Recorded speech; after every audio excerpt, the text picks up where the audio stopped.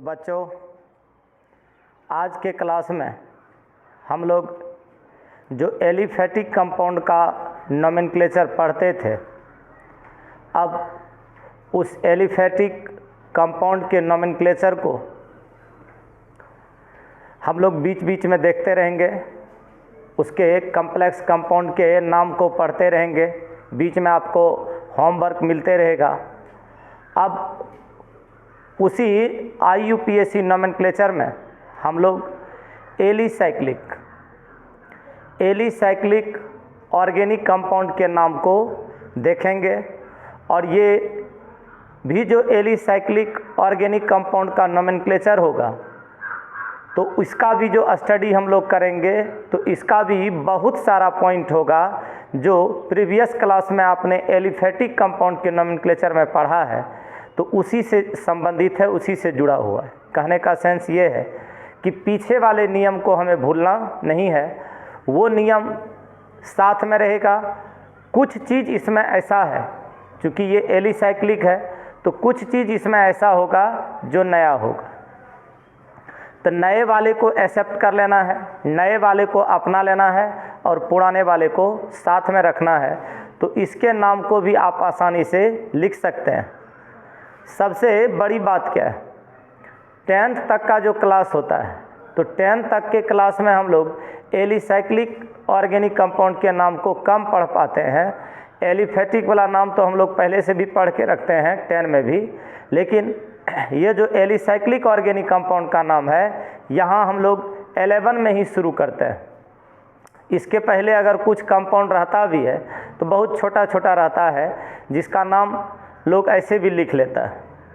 तो यहाँ पर कुछ नियम आपको देखना है, कुछ रूल्स आपको देखना है और इसको बेस फॉर्म में लेना है। तत्पश्चात हम लोग धीरे धीरे आगे बढ़ेंगे। तो एलिसाइक्लिक जैसा नाम से ही क्लियर है, एली इज़ फॉर एलिफैटिक, और aliphatic in the sense open chain compound. इसका मतलब इसमें ओपन चेन कंपाउंड भी रहेगा, खुली कार्बन परमाणु की खुली श्रृंखला भी रहेगी, तब तो इसका नाम एली हुआ। अब एली के साथ साइक्लिक है, इसका मतलब रिंग भी रहेगा।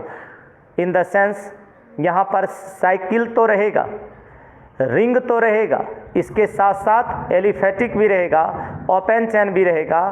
तो दोनों को संयुक्त रूप से, मतलब एलिफैटिक साइक्लिक ऑर्गेनिक कंपाउंड को एलिसाइक्लिक ऑर्गेनिक कंपाउंड कहा जाता है।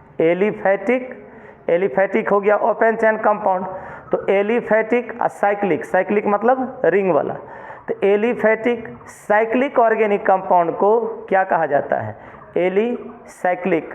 और एलिसाइक्लिक ही आज से हम लोग पढ़ना शुरू करेंगे।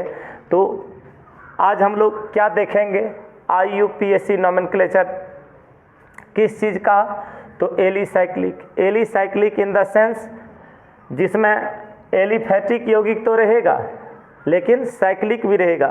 तो एलिफैटिक साइक्लिक कंपाउंड को क्या कहते हैं, एलिसाइक्लिक कंपाउंड। और इसके अगर IUPAC नाम को लिखेंगे, तो इसके IUPAC नोमेनक्लेचर में हम लोगों को जिन जिन बातों का ध्यान रखना है, तो आपको बार बार ये चीज़ बताया जाता है कि जो प्रीवियस क्लास में हम लोग पढ़ते हैं उसका यूज़ नेक्स्ट क्लास में आते रहता है। इसलिए प्रीवियस क्लास के चाहे सेकेंडरी प्रीफिक्स हों, सेकेंडरी सफिक्स हों, आपका ये प्राइमरी प्रीफिक्स हों या आपका प्राइमरी सफिक्स हो, तो वो चीज़ चेंज नहीं होता है, वो वही रहता है।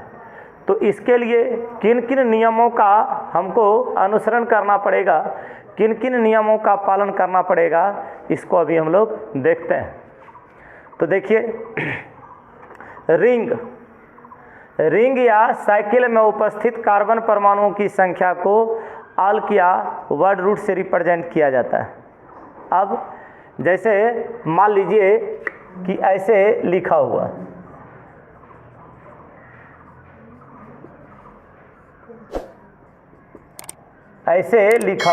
तो थोड़ा सा देखिए रिंग को, ये कार्बन पर है, कार्बन 4 बॉन्ड फॉर्म करता है।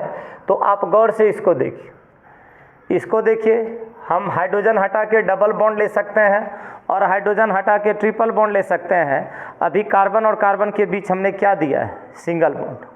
अब आपको ये रिंग दिख रहा है, अभी जो आपको हम दिखा रहे हैं इसमें क्या दिख रहा है? रिंग। अब अगर यहाँ से हम H को क्या करें? हटा लें, यहाँ से H को हटा लें और यहाँ पर ऐसे जोड़ दें तो ये आपका रिंग से बाहर हो गया, ये रिंग के बाहर हो गया। तो कार्बन कार्बन के बीच तो आपने सिंगल बॉन्ड ही देखा, लेकिन ये आपका रिंग हो गया। यहाँ से आप गौर कीजिए, ये रिंग हो गया। और इधर जो आप जैसे बढ़ा दीजिएगा, जैसे यहाँ से आप बढ़ा दीजिएगा ऊपर, ऐसे बढ़ाते जाइएगा ऊपर, तो ये हो गया आपका ओपन, ये हो गया ओपन और ये हो गया साइकिल। तो कहने का क्या सेंस? कहने का सेंस मेरा ये है कि इसमें एलिफैटिक भी रहता है और साइक्लिक भी रहता है। एलिफैटिक साइक्लिक ऑर्गेनिक कंपाउंड को क्या कहते हैं? एलिसाइक्लिक।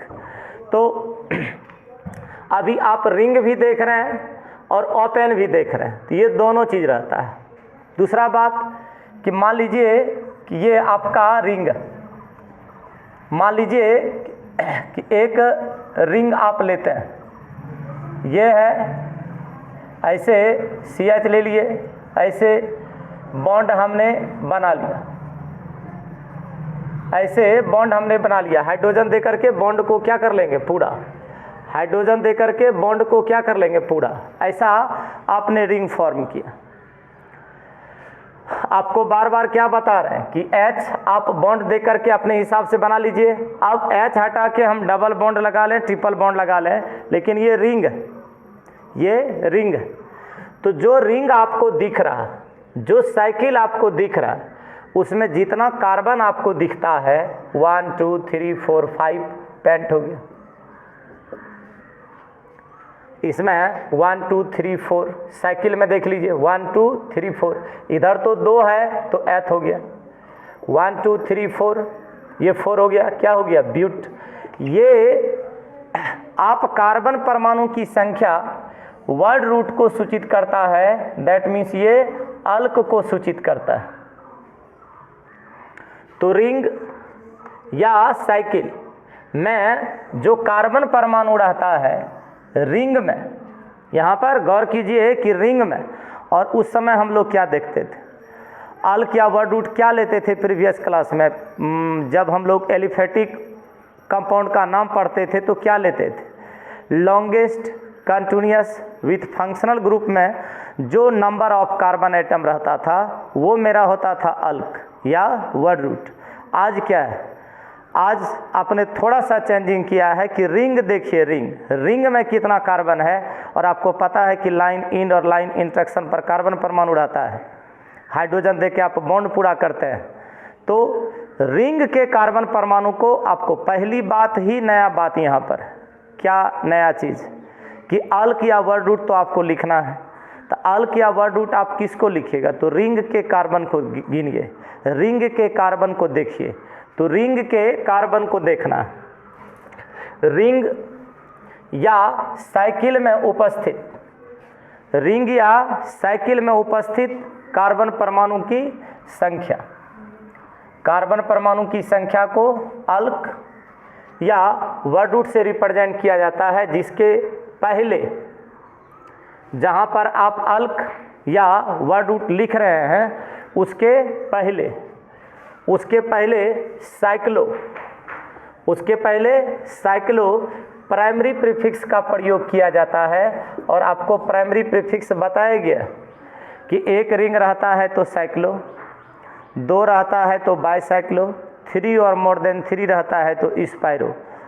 तो जो रिंग की प्रकृति को बतलाता है, रिंग का नंबर देखिए आप, तो यहाँ पर प्राइमरी प्रीफिक्स मतलब कि ये जो प्राथमिक पूर्व लग्न है, जो ये प्राथमिक पूर्व लग्न है, तो प्राथमिक पूर्व लग्न कहाँ जोड़िएगा? आप जोड़िएगा पहले किसके पहले? रिंग का कार्बन देख लीजिए, रिंग का कार्बन देख लीजिए, वो हो गया आपका वर्ड रूट। रिंग का कार्बन हो गया आपका वर्ड रूट, उसके पहले आप क्या जोड़िएगा, साइक्लो। साइक्लो क्या है, प्राइमरी प्रीफिक्स। ऐसे भी आपको पता है कि प्राइमरी प्रीफिक्स को कहाँ लिखना चाहिए, तो प्राइमरी प्रीफिक्स को वर्ड रूट के पहले लिखना चाहिए। तो cyclo primary prefix, cyclo primary prefix जोड़ा जाता है, किसके पहले साइक्लो प्राइमरी प्रीफिक्स जोड़ा जाएगा, तो जो रिंग में कार्बन होगा, जो रिंग में कार्बन होगा उसके पहले, रिंग में जो कार्बन होगा उसके पहले। तो देखिए, तो इसका पेरेंट नाम क्या हो जाएगा, तो जो बेसिक नाम है, जैसे पहले याद कीजिए कि हम लोग बिल्कुल छोटा नाम पढ़ते थे तो अल्क और प्राइमरी सफिक्स हर नाम में रहता था, कोई नाम ऐसा नहीं होता था जिसमें ये नहीं रहता था। तो अभी क्या होगा कि साइक्लो और अल्क, साइक्लो और अल्क ये हर नाम में होगा। इसका मतलब है कि जो पेरेंट नाम होगा, जो इसका बेसिक नाम है, वो जो हरदम यूज होगा, जो हर वक्त आएगा, वो निश्चित रूप से रहेगा साइक्लो प्लस अल्क, साइक्लो प्लस अल्क। अल्क आप जान रहे हैं, रिंग के कार्बन को गिनिएगा और साइक्लो क्या लगाइएगा, प्रीफिक्स, दोनों को जोड़ देने के बाद आपका क्या हो जाता है, साइक्लो अल्क। अभी तक में आपने एक ही चीज़ सुना है कि हमको क्या लगाना है, हर वक्त हमको लगाना है साइक्लो अल्क। साइक्लो आपका प्राइमरी प्रीफिक्स हो गया। अल्क यहाँ पर जो हुआ वो हुआ number of carbon atoms in ring, number of carbon atoms in ring, कि रिंग में कितना कार्बन एटम है उसको आप देखिए। उसके बाद जो आपने प्रीवियस क्लास में ही रूल पढ़ा है, क्या पढ़ा है रूल, कि रिंग के कार्बन को अभी आप देख रहे थे, जिससे आप वर्ड रूट लिख रहे थे, साइक्लो प्रीफिक्स आपको लगाना ही है। इसका मतलब हर नाम में साइक्लो अल्क होगा ही, हर नाम में साइक्लो अल्क होगा ही।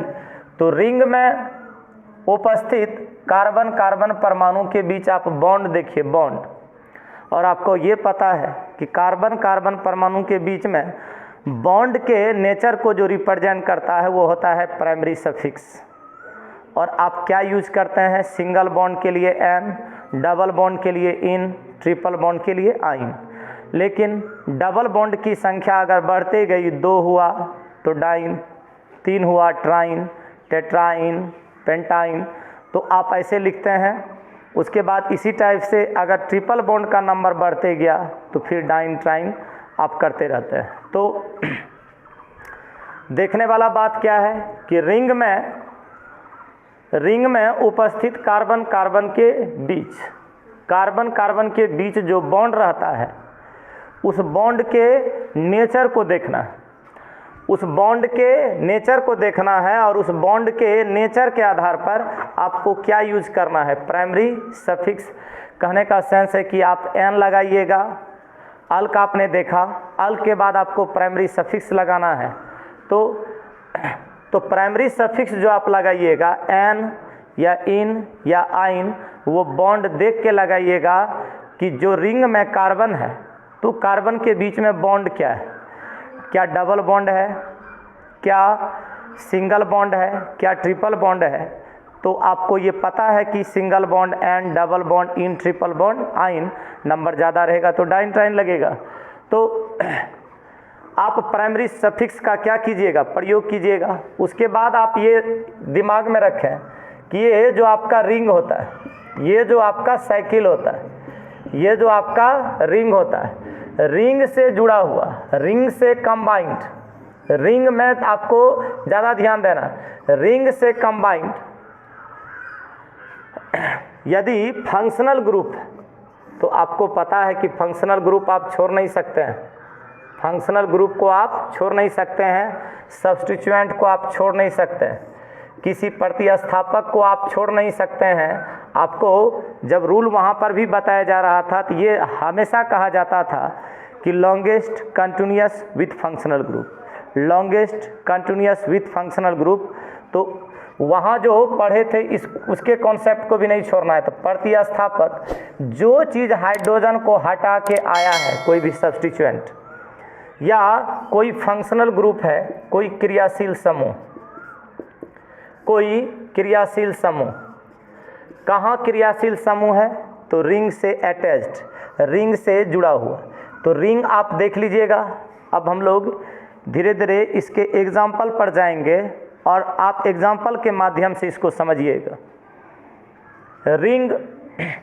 रिंग से आप देख लीजिएगा कि अटैच, रिंग से जुड़ा हुआ, रिंग से कंबाइंड कोई फंक्शनल ग्रुप है क्या, कोई सब्स्टिट्यूएंट है क्या? तो आपको ये पहले से पता है कि सीनियर के लिए आप क्या करते हैं।